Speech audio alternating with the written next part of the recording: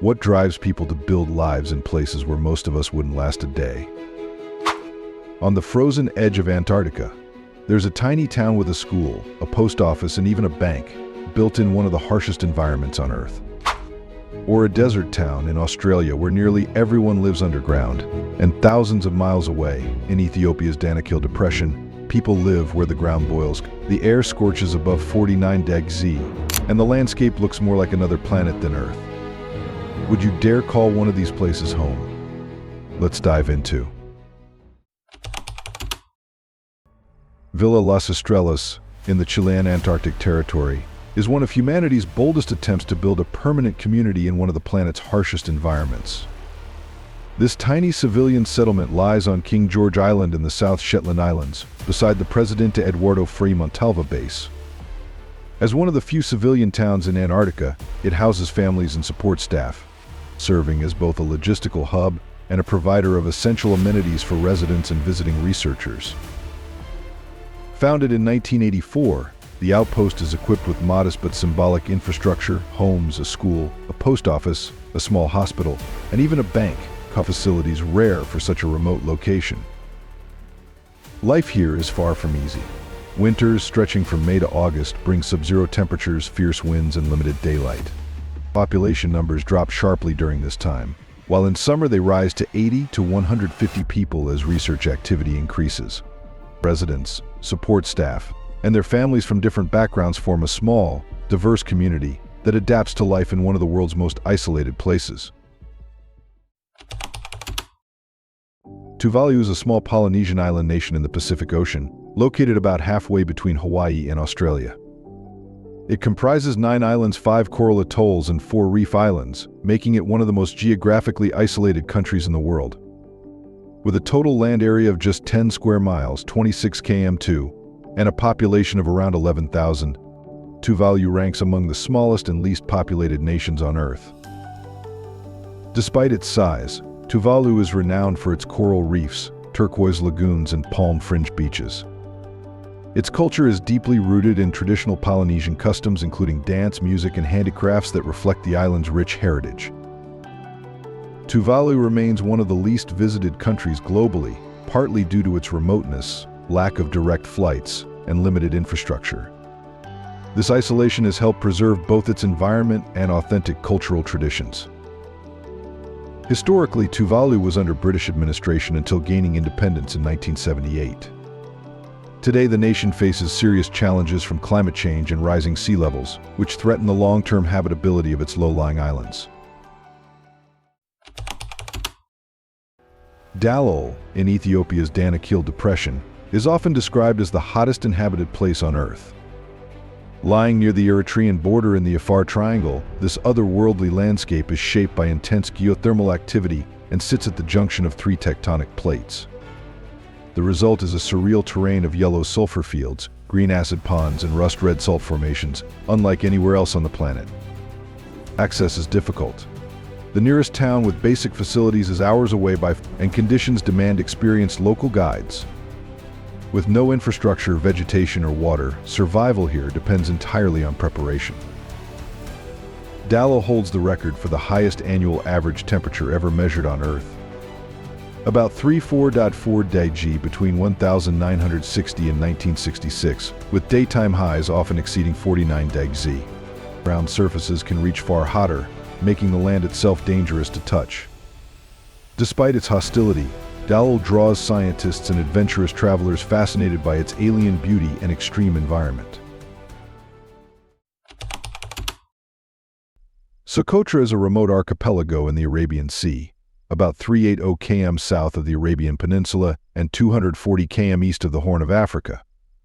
Part of Yemen, it is famed for its biodiversity, with hundreds of endemic species that earned it UNESCO World Heritage status in 2008.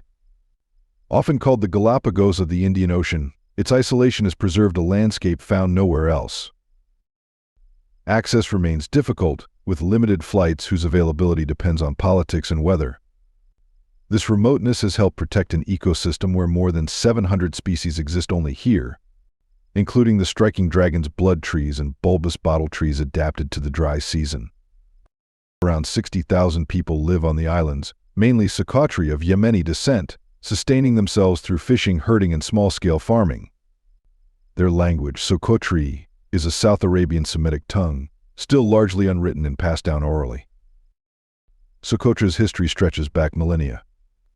Known to the Greeks, Romans, Persians, and Arabs, it long served as a vital stop on ancient trade routes, absorbing diverse influences that shaped its unique heritage. Rinconada is a mining town high in the Peruvian Andes, perched at about 5,100 meters above sea level. Often described as the highest permanent human settlement in the world, it is known for its extreme environment, precarious living conditions, and its dependence on gold mining. Life here is defined by hardship. The population, mostly miners and their families, relies on artisanal gold extraction as the main source of livelihood. At this altitude, the air contains only about half the oxygen available at sea level, making even simple tasks exhausting. Residents face chronic health risks, poor sanitation, and a lack of basic amenities, while altitude sickness, headaches, and sleep problems are constant challenges. The settlement expanded rapidly in the late 20th century, when large numbers of miners were drawn by the discovery and exploitation of gold deposits in the surrounding mountains. What began as informal camps gradually developed into a permanent town, despite the absence of proper infrastructure. Today, an estimated 50,000–60,000 people live in Rinconada, connected to the outside world only by a rugged mountain road from Puno. Isolation, harsh weather, and minimal services make daily life difficult, yet people remain driven by the hope of finding gold in one of the most inhospitable places on Earth. Have you heard of Tash, Rabat? It's a place unlike any other, tucked deep in Kyrgyzstan's Tian Shan Mountains at 3,500 meters above sea level. Travelers crossing these harsh, remote peaks can stumble upon a solitary stone structure that has stood for centuries. Far from being a modern shelter, Tash Rabat dates back to the 15th century, when it served as a caravanserai along the ancient Silk Road. The building itself is a testament to endurance. Constructed entirely of local stone without modern tools, it has survived avalanches, freezing temperatures, and violent winds. Its thick walls keep out the bitter cold, while its sheltered location provides natural protection. Both practical and resilient, Tash Rabat is a living reminder of how people once moved, traded, and survived across one of the world's most unforgiving landscapes. If you like this video, be sure to subscribe and hit the bell so you don't miss any future episodes. Don't forget to share it with your friends too. It helps the channel out, and I'm excited to continue bringing you more awesome content. Coober, Pedy, in South Australia, is famed as the opal capital of the world. Its name comes from the Aboriginal Cooper Pedy, often translated as white man in a hole. Opal was discovered here in 1915, drawing miners to one of the harshest landscapes in the country. And to escape summer heat that often exceeds 43 degrees C, residents built dugouts, underground homes carved into hillsides. Today, much of the town thrives below ground with churches, hotels, galleries, and even bars sheltered in cool caverns that stay near 24 degrees C year-round. The surface is stark. The town's first tree is a sculpture of scrap iron, and the desert is pocked with mining shafts and spoil heaps. Locals adapt with unusual pastimes like night golf using glowing balls. Coober Pedy's lunar-like terrain has made it a favorite film location, seen in Mad Max Beyond Thunderdome, Pitch Black, and Red Planet. Visitors can still explore this remote opal town, but caution is essential. Unmarked shafts and unstable ground remain constant hazards in this otherworldly place. Supai village, deep in Havasu Canyon within the Grand Canyon, is home to the Havasupai tribe, whose name means people of the blue-green waters. Their culture and survival revolve around the turquoise waterfalls and springs that define the canyon. In the late 1800s, U.S. policies reduced the tribe's territory from over 1.6 million acres to just 518. Though much was restored in 1975, giving the reservation about 185,000 acres today. Even so, Supai remains one of the most isolated communities in America. Its roughly 200 residents are the last in the country to receive mail by mule, a tradition that continues daily. Visitors come for the famed Havasu Falls, where blue-green waters spill over red cliffs. But reaching Supai requires effort, a drive to Hualapai hilltop followed by an 8-mile hike, mule ride, or helicopter flight. No day trips are allowed, permits and overnight stays are mandatory to protect the fragile environment. If you had the chance to visit Supai village, would you choose the 8-mile hike, the mule ride, or the helicopter flight, and why? Let us know in the comments below. Oymyakon, a village in the Sakha Republic, Russia, is known as one of the coldest inhabited places on Earth.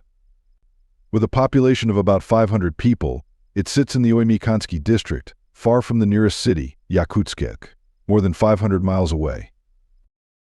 Temperatures here routinely drop below -50°C, with a historic low of -67.7°C recorded in 1933, the coldest reliably measured in the northern hemisphere. Winters last for months, bringing air so frigid that cars fail to start, metal becomes brittle, and exposed skin can freeze in minutes. Life in Oymyakon requires adaptation. Cars are often left running, stoves burn constantly, and homes are heavily insulated against the deep permafrost. The diet is built on high-protein, high-fat foods such as reindeer, fish, and even frozen horse blood to withstand the cold. Despite its isolation, Oymyakon attracts adventurers intrigued by its extreme climate. For locals, however, it is simply home, a place where generations have learned to survive some of the harshest conditions on Earth. Bantam, a small settlement on Home Island in the southern atoll of the Cocos Islands, lies in the eastern Indian Ocean, about 2,750 km northwest of Perth and 900 km southwest of Christmas Island. This remote Australian territory, first sighted by Captain William Keeling in 1609, is celebrated for its white sand beaches, turquoise lagoons, and rich coral reefs. Reaching the islands is difficult. Flights from Perth operate only via Christmas Island, a journey that takes most of 2 days and leaves no room for spontaneous visits. The isolation has preserved both the reefs and a unique way of life. Only about 600 people live across the atolls, most belonging to the Cocos Malay community, alongside Australians of European descent. Their close-knit culture reflects centuries of blending influences. The islands were under British control until 1955, when sovereignty transferred to Australia. Though far removed from major travel routes, the Cocos Islands remain a rare tropical environment where limited access keeps both the ecosystem and community largely untouched by mass tourism. Utqiagvik, Alaska, formerly known as Barrow, is the northernmost city in the United States, located about 2,100 km south of the North Pole. With a population of around 4,500, mostly Inupiat, it is one of the most remote communities in the world. The city endures brutal Arctic conditions, including a 65-day polar night from mid-November to late January. Summers are brief and chilly, rarely exceeding 10°C, while winters can plunge to 34°C. The ground is locked in permafrost, shaping everything from building design to waste disposal. Utqiagvik sits on the Arctic Ocean, which moderates its climate. Winters are less extreme than in inland Siberia, but summers remain very cold. The surrounding tundra stretches endlessly inland, reinforcing the sense of isolation. Despite the challenges, residents thrive through a mix of modern life and traditional practices. Subsistence hunting and fishing, including whales, seals, and fish, remain central to both culture and survival, linking today's community with centuries of Inupiat tradition. Kiruna, Sweden's northernmost city, lies well above the Arctic Circle and has thrived for over a century alongside the world's largest underground iron ore mine. That prosperity now forces an extraordinary challenge, moving much of the city to stop it from sinking into the expanding mine below. The mine, operated by LKAB, provides the majority of Europe's iron ore and is critical to Sweden's economy. But as the ore body stretches directly beneath Kiruna, large parts of the city must be relocated about 2 miles east. The project, expected to cost several $1 billion, is one of the most ambitious urban moves in modern history. By the 2030s, around 6,000 residents, 2/3 of the population, will be resettled. The relocation includes 3,200 homes, the commercial center, utilities, and 21 historic buildings, including the landmark wooden church, which is being carefully dismantled and rebuilt. Though disruptive, the move allows planners to design a new Kiruna with sustainable housing, efficient energy systems, and improved urban design, blending the city's mining heritage with modern Arctic living. Siwa Oasis, in Egypt's western desert, lies about 30 miles east of the Libyan border and 560 km southwest of Cairo. Home to around 33,000 people, mainly Siwi Berbers, it has preserved a distinct language, culture, and way of life thanks to centuries of isolation. Siwa is famous for the temple of the Oracle of Amun, where Alexander the Great consulted the oracle in 331 BCE, and for its fertile groves of dates and olives, sustained by underground springs. Visitors can also bathe in the clear waters of Cleopatra's Bath, a natural spring long linked to local legend. Reaching Siwa requires a long road journey, typically 8 to 10 hours by bus or car from Cairo or Marsa Matruh, since flights are rare. The remoteness that makes access difficult has also protected its traditions. Today, Siwa attracts travelers seeking both history and authenticity, whether exploring ruins, tasting local harvests, or staying in places like the Adria Amel Eco Lodge, built from salt and mud brick to blend seamlessly into the desert landscape. If you made the long journey to Siwa Oasis, what would you want to experience first, the Oracle of Amun, Cleopatra's Bath, or the desert's famous date and olive groves? Let us know in the comments below, and don't forget to subscribe and follow the channel to discover more interesting things. Alert! In the Kiki Taluk region of Nunavut, sits on the northeastern tip of Ellesmere Island and is the northernmost permanently inhabited place in the world. Just 817 km from the North Pole, it is closer to the pole than to most Canadian cities. With no civilian residents, its population is made up of rotating Canadian Forces personnel, researchers, and support staff.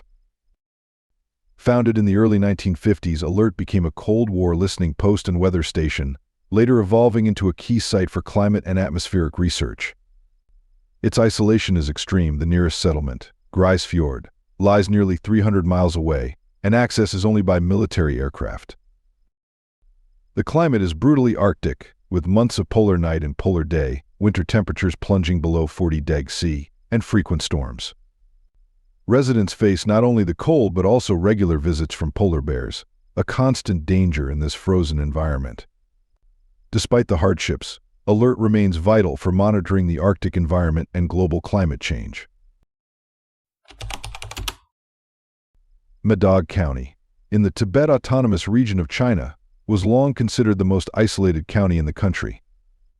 Enclosed by the Himalayas and lying along the lower Yarlung-Tsangpo River, it lacked a road until 2013, when a perilous mountain highway replaced days-long treks through the Tsangpo Gorge.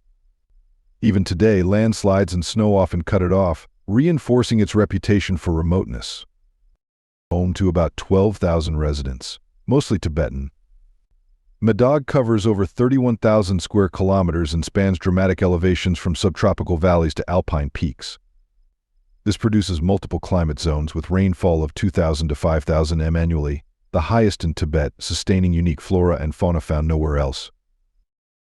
Despite limited healthcare and education, recent infrastructure and modest tourism have brought improvements, from better housing to internet access. Writers such as Frank Kingdon Ward, Victor Chan, and Ian Baker have chronicled the county's allure, portraying Mêdog as a rare blend of daunting terrain, ecological richness, and enduring cultural resilience. Migingo Island, a rocky speck in Lake Victoria, covers less than half an acre yet sustains one of the most crowded communities on Earth. With about 200 to 500 residents, mostly fishermen, its density rivals the world's busiest cities, without the high rises, just corrugated metal huts packed shoulder to shoulder. The island is hotly contested between Kenya and Uganda, whose dispute over sovereignty has simmered for years. At stake are the lucrative Nile perch fishing grounds around Migingo, vital to local livelihoods but increasingly threatened by overfishing. Despite its tiny size, the island has bars, shops, pharmacies, and lodges squeezed into a space smaller than a football field. Privacy is scarce. Daily life unfolds in full view of neighbors, and every square foot is shared. Though remote, Migingo has become a symbol of both human resilience and geopolitical tension, showing how even the smallest patch of land can shape national rivalries and the survival of a community. Tristan da Cunha, in the South Atlantic Ocean, is the most remote inhabited archipelago on Earth. Its only settlement, Edinburgh of the Seven Seas, is home to about 250 people, the descendants of the small British garrison established in 1816 to secure the island during Napoleon's exile on nearby St. Helena. The island, first sighted by Portuguese explorer Tristan da Cunha in 1506, has endured isolation, shipwrecks, and even a volcanic eruption in 1961 that forced a full evacuation to England. Remarkably, nearly all residents chose to return 2 years later, preferring their homeland to the comforts of modern life abroad. Life here is shaped by community and resilience. The volcanic soil and surrounding seas support farming and fishing, while strong social bonds mean crime is virtually unheard of. Islanders speak a unique form of English, influenced by centuries of isolation. With no airport and only ship links from South Africa, Tristan remains cut off from the wider world for much of the year, yet it thrives as a rare example of a small, self-reliant society in one of the planet's most isolated places. From the frozen streets of Oymyakon, where cars never stop running, to the scorching alien landscape of Dallol, where the ground itself burns your feet. From the underground city of Coober, Pedy to the most isolated island community of Tristan da Cunha, we've journeyed to places that redefine what it means to call somewhere home. These remarkable locations prove that human adaptability knows no bounds and that life doesn't just survive in the most extreme conditions on Earth, it actually flourishes. If this journey to the world's most remote places has inspired you to explore more hidden corners of our planet, make sure you subscribe and hit that notification bell. I'd love to hear in the comments which of these isolated places surprised you the most, and if you had to choose one to visit, which would it be and why? Thanks for joining me on this incredible journey to the edge of the world, and I'll see you in the next video. Thanks for being with us. Leave a comment, like to show your support, and remember to hit that subscribe button for more exciting videos. See you next time.